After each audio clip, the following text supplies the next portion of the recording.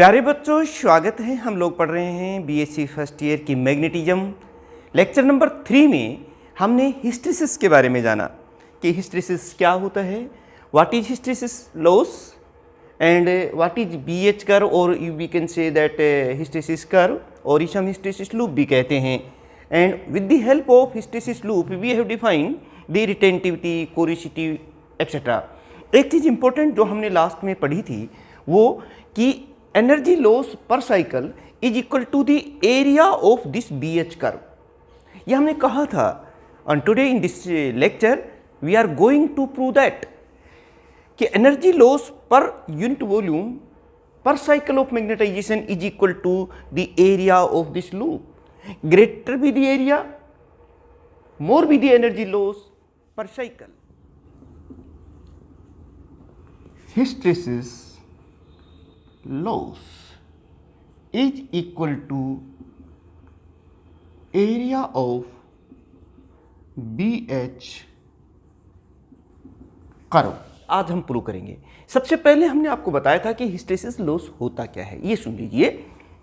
When we magnetise a material and then demagnetise, the energy which is used to magnetise a material is not completely recovered during demagnetization. This loss of energy is called hysteresis loss or energy loss per cycle or per unit volume of the magnetic material. तो let us start to prove it. और इसको prove करने के लिए हम लोग क्या करेंगे, और बाद में हम एक और बात भी देखेंगे कि area of BH curve and area of IH curve के बीच में रिलेशन क्या है। तो इस वीडियो को बहुत ही ध्यान से देखिएगा, अपने नोट्स बनाने शुरू कर दीजिएगा। लिंक है वो आपको डिस्क्रिप्शन में मिल जाएगा, वहाँ से आप डाउनलोड कर सकते हैं। तो इसके लिए देखिए हम लोग क्या कर रहे हैं। Consider an iron rod which is of soft iron rod and let us consider it. This is the soft iron rod and it is taken of length L. This is the area A. ये है हमारी एक iron rod है और उसके चारों तरफ ये कॉपर वायर क्वाइल्ड हैं और इसमें से I इलेक्ट्रिक करंट फ्लो कर रहा है और इसमें कुल टर्न जो हैं वो N है। तो हमने इस चीज़ को प्रूव करने के लिए क्या कहा कि consider in iron rod, this is the iron rod. आप यहां लिख भी दें, consider an iron rod of length L। ये लेंथ जो है इसकी L है। A देखिए, A क्या है, एरिया ऑफ क्रॉस सेक्शन। ये जो इसकी एरिया ऑफ क्रॉस सेक्शन ये A है। N हम यहां ले रहे हैं नंबर ऑफ टर्न्स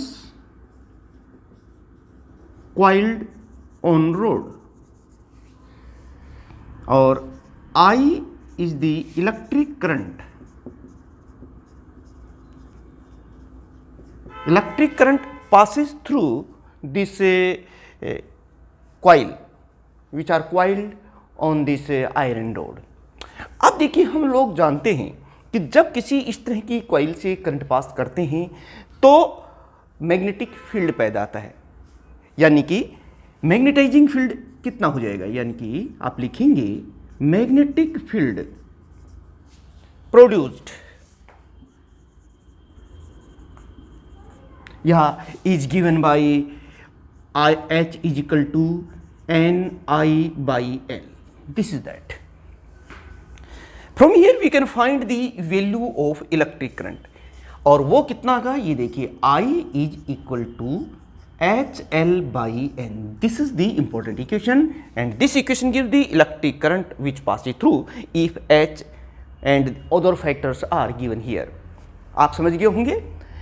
अब हम देखते हैं कि जब हम इस कॉइल से करंट पास करते हैं तो according to phenomena of electromagnetic induction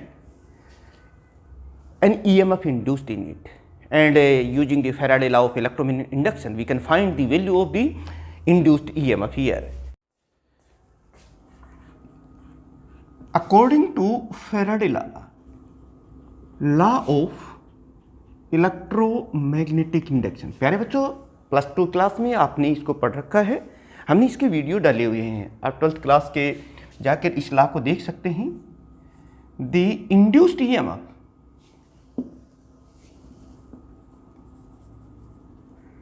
induced EMF is given by, जो इसमें करंट पास करने पर इसमें कितना EMF पैदा होता है वो हम जानते हैं। E is equal to minus d∅m/dt, rate of change of magnetic flux is equal to the induced EMF, but we also know the value of phi। Magnetic flux की वैल्यू हम जानते हैं, नंबर ऑफ टर्न्स जो इसमें magnetic flux density है वो और area इसके बराबर होते हैं। तो put this value in this equation, so we can find here that E is equal to minus, ये कॉन्स्टेंट्स हैं, N कॉन्स्टेंट हम बाहर ले रहे हैं, A भी कॉन्स्टेंट है, ये देखिए, और आप फाई के जगह जब ये रखेंगे तो ये हो जाएगा dV/dt। N और A ये हमने बाहर ले लिया है, तो this is the induced EMF। प्यारे बच्चों यहाँ जो नेगेटिव साइन आप देख रहे हैं, आप जानते हैं कि induced EMF always oppose the applied EMF, कि जो EMF हम अप्लाई करते हैं जिसकी वजह से इसमें से करंट पास करते हैं ये उसके अपोजिट डायरेक्शन में होता है, और ये लेंज लॉ को शो करता है जो आप जानते हैं। अब हम ये देखते हैं पावर का फार्मूला, इलेक्ट्रिक पावर का फार्मूला पहले से जानते हैं, पावर होती है potential difference multiply by the electric current. अब वही मैं भाई यहाँ कह रहा हूँ, the energy loss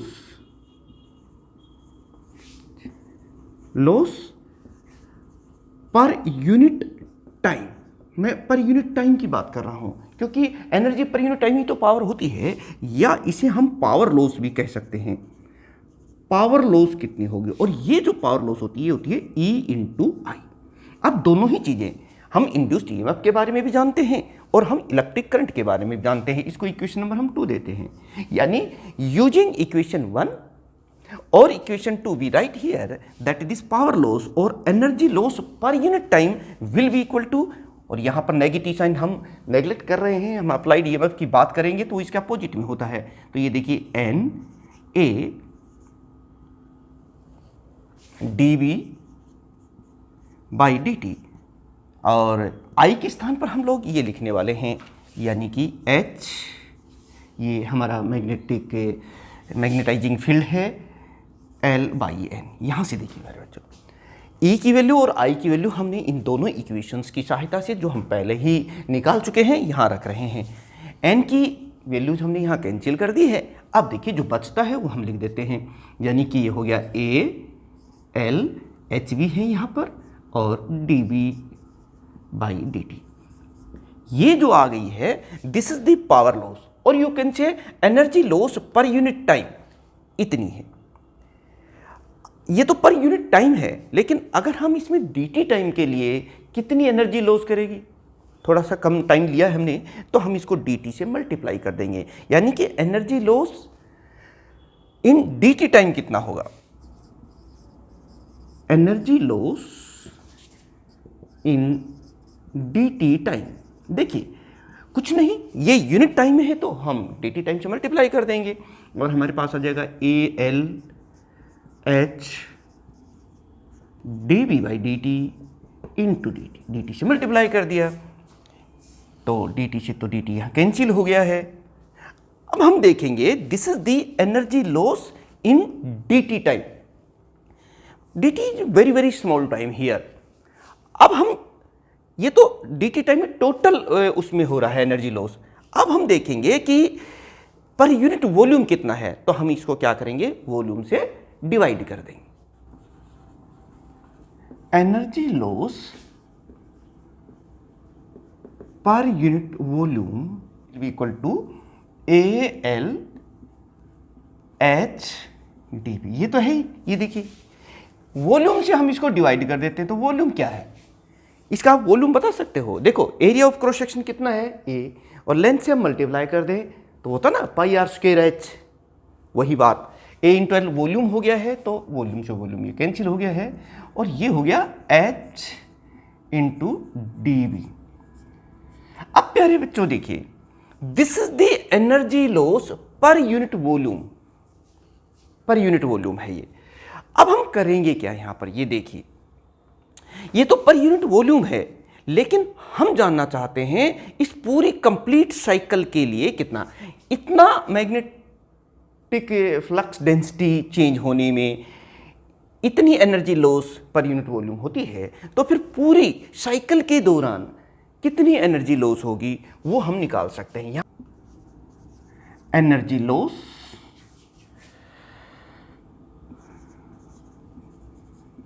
पर unit volume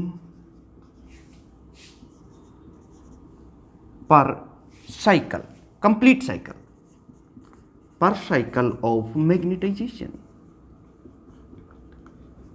what will be that, it will B, हम इसे कंप्लीट साइकिल के लिए इंटीग्रेट कर देंगे, यानी कि H इंटू डी।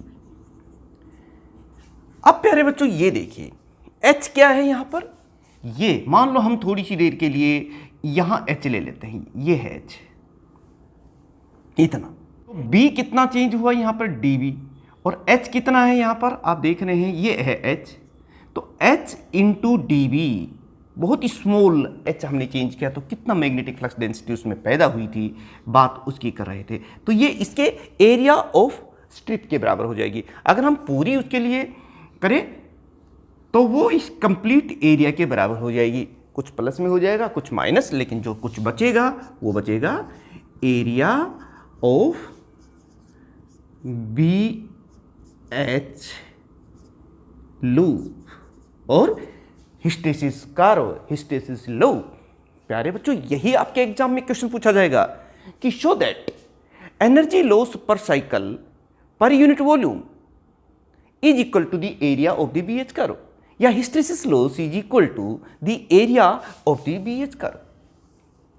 अच्छा कई बार एक और टर्म आती है, B यहां पर क्या है, ये है मैग्नेटिक फ्लक्स डेंसिटी, जबकि H है मैग्नेटाइजिंग फील्ड।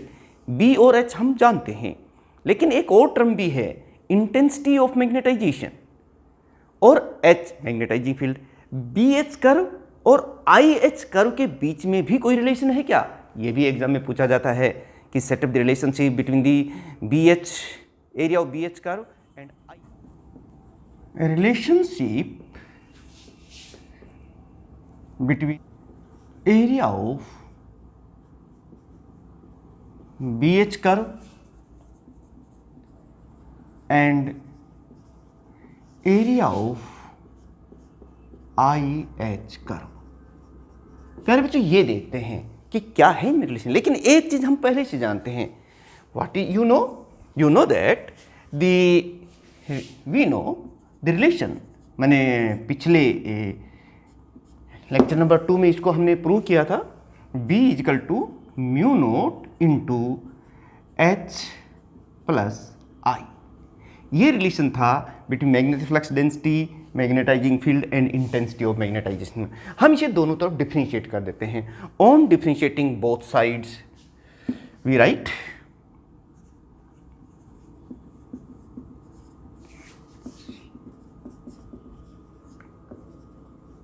Both sides. चलिए तो इसको डिफरेंशिएट करेंगे तो हमारे पास क्या जाएगा dV। चलिए ठीक है, म्यू नोट तो कांस्टेंट है ही, हमने रख दिया है, और H को डिफरेंशिएट करेंगे तो H आ जाएगा, और I को करेंगे तो I आ जाएगा। ये देखिए multiply both sides by H, so we write here H into dV is equal to mu naught और H into DH plus H into D I, ये देखिए ये हमने किया। Now on integrating both sides for the complete cycle of this magnetisation we write H into D B it is equal to mu naught into H into D H plus H into D I. अब आप प्यारे बच्चों यहां से देखिए H into D H और H into D आई, यहां से आप देख सकते हैं H इंटू डी एच क्या है, H इंटू डी एच, देखो इन दोनों का जो हम डॉट प्रोडक्ट, दोनों सेम क्वांटिटी है ना, तो फिर ये चीज हम पहले से ही जानते हैं कि H into D H it will be equal to 0। और अब हम समझ गए कि ये किसके बराबर है, ये हमने थोड़ी देर पहले प्रूव किया था, it is equal to area of B H curve mu naught, और ये क्या है, area of I H curve. इसका मतलब ये रिलेशन अब हमारे पास हो गया है कि एरिया जो इस तरह से अगर आपसे प्रूव करवाते हैं क्वेश्चन में कि set up the relationship between the area of B H curve and area of I H curve, तो फिर आपको इस तरह से करना है। ये पूरा आर्टिकल आपको समझ में आ गया होगा, how we can prove that energy loss per cycle per unit volume is equal to the area of B H curve. बहुत बार ये क्वेश्चन पूछा जाता है। और set up the relationship between the area of B H curve and I H curve, दोनों एक ही बात है। ए म्यू नोट जो magnetic permeability of free space है, इससे हम उसको मल्टीप्लाई कर देते हैं आई एच कर्व को, तो हमारे पास area of B H curve आ जाता है। प्यारे बच्चों देखिए, सबसे अच्छी बात है कि हमारी एक्टिव पार्टिसिपेशन होनी चाहिए। ये नहीं है कि मैं आपको पढ़ाता रहूं, आपको समझ में भी आ रहा है, लेकिन आप जो कर सकते हैं वो ना करें। आप खुद सेल्फ स्टडी ना करें, आप अपने नोट्स ना बनाएं, आप इतना भी जहमत नहीं उठाते कि जो नेक्स्ट वीडियो आपको अपलोड करें हम, तो उसके बारे में कुछ सुझाव दे सकें, आप इसे लाइक कर सकें, शेयर कर सकें, सब्सक्राइब करने की भी हिम्मत नहीं करते। इससे क्या जा रहा है, क्या होगा आपको? अच्छी चीज़ को जहाँ कहीं से भी मिलती है हमें ले लेनी चाहिए। और हर किसी को एक मोटिवेशन की ज़रूरत होती है, एनर्जी की ज़रूरत होती है। हम आपको पढ़ा रहे हैं तो हम तभी पढ़ा पाएंगे जब आप लोग पढ़ रहे हैं और हमें पता चलेगा कि कितने स्टूडेंट्स इसको पढ़ रहे हैं, देख रहे हैं, फ़ायदा उठा रहे हैं। तो उसी एनर्जी से हम लोग आपको पढ़ा पाते हैं। तो आप ज़रूर लाइक, शेयर और सब्सक्राइब कर लीजिए। साथ में प्यारे बच्चों मोटिवेशन के लिए भी हम आपको बता देंगे, और कंप्लीट फिजिक्स के साथ साथ मोटिवेशन और एग्जामिनेशन प्रिपरेशन के तमाम वीडियोज आप नेक्स्ट जो हमारा आर्टिकल रहने वाला है वो भी मैग्नेटिज्म से संबंधित है, बहुत ही इंपॉर्टेंट है। हिस्टेरिसिस जो आज हम पढ़ रहे हैं, ये जो हिस्टेरिसिस कर्व पढ़ी है, इसकी क्या एप्लीकेशंस हैं, और तमाम जो कंपैरिजन अगर हम डिफरेंट मटेरियल्स का करें, उनकी हिस्टेरिसिस लूप करें, जैसे comparison of the hysteresis loop और hysteresis curve for the soft and hard magnetic materials, क्योंकि इसके प्रैक्टिकल एप्लीकेशंस बहुत हैं, तो उनके बारे में भी हम नेक्स्ट जो हमारे वीडियो है उसमें आपको पढ़ाएंगे। तो चलिए मिलते हैं उसी लेक्चर में। बहुत बहुत धन्यवाद आप सभी स्टूडेंट्स का।